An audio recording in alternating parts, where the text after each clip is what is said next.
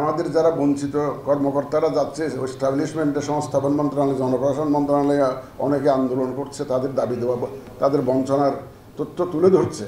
তা আমাদের 18 কোটি মানুষ বঞ্চিত মানুষ কোথায় যাবে? ওরা তো বঞ্চিত, ভোটের অধিকার থেকে বঞ্চিত 18 কোটি মানুষ। এরা তো জনপ্রশাসন মন্ত্রণালয়ে গিয়ে যাওয়ার তো কোনো উপায় নেই তাদের। তারা আসবে আমাদের কাছে।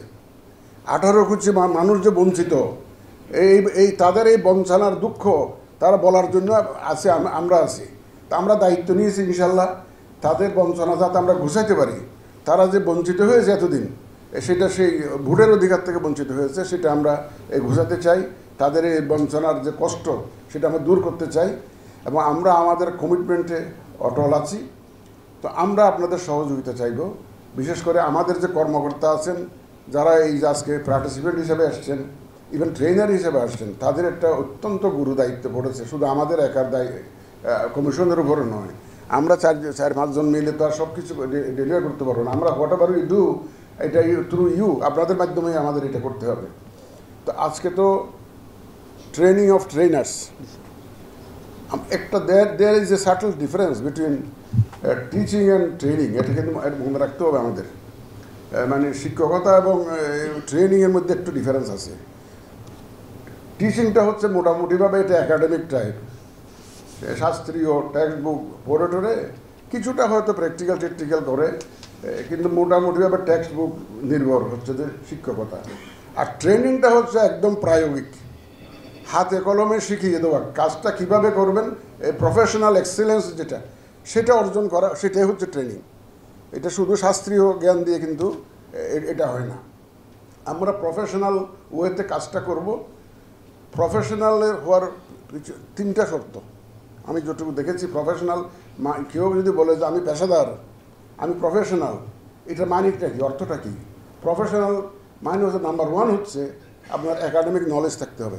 যে সাবজেক্টটা আপনি ডিল করছেন, যেটা আপনি কাজ করবেন, সে সম্পর্কে আপনার একটা academic knowledge is a must. প্রফেশনালের first requirement. Second requirement is আপনার ইউ মাস্ট হ্যাভ এক্সপিরিয়েন্স। যে আপনার যেটা একজন ডাক্তার ফর এক্সাম্পল, ওই যে আমি আর একটা মিটিংয়ে জানি কোথায় বলেছিলাম, এটা অ্যানাটমি, ফিজিওলজি, তারপরে মেডিসিন, ফার্মাকোলজি, এগুলো পড়তে হবে আপনাকে।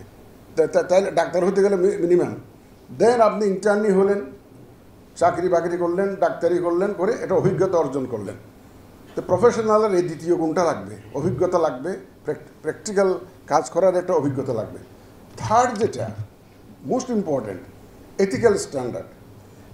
এথিক্যাল স্ট্যান্ডার্ড থাকতে হবে একটা, কারণ নৈতিক যদি যে একটা মাপকাঠি যদি নিজের না থাকে, নৈতিকভাবে যদি কাজটা না করেন, যেমন ধরেন একজন ডাক্তার বহু লেখাপড়া, এফআরসিবি, এমআরসিবি, যা যা দুনিয়ার আছে ডিগ্রি সব নিয়েছেন, ডাক্তার হিসাবে অনেক প্র্যাকটিস করেছেন, অভিজ্ঞতা আছে, 30 বছরের অভিজ্ঞতা, professor and head of the department সব হয়েছেন, কিন্তু উনি গলা কাটা ফিস নেন।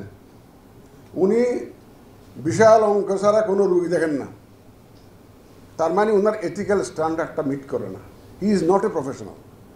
যতই টেক্সট বুক নলেজ থাকুক, যতই অভিজ্ঞতা থাকুক, নৈতিক মানটা যদি না থাকে, তাকে আমরা প্রফেশনাল বলবো না।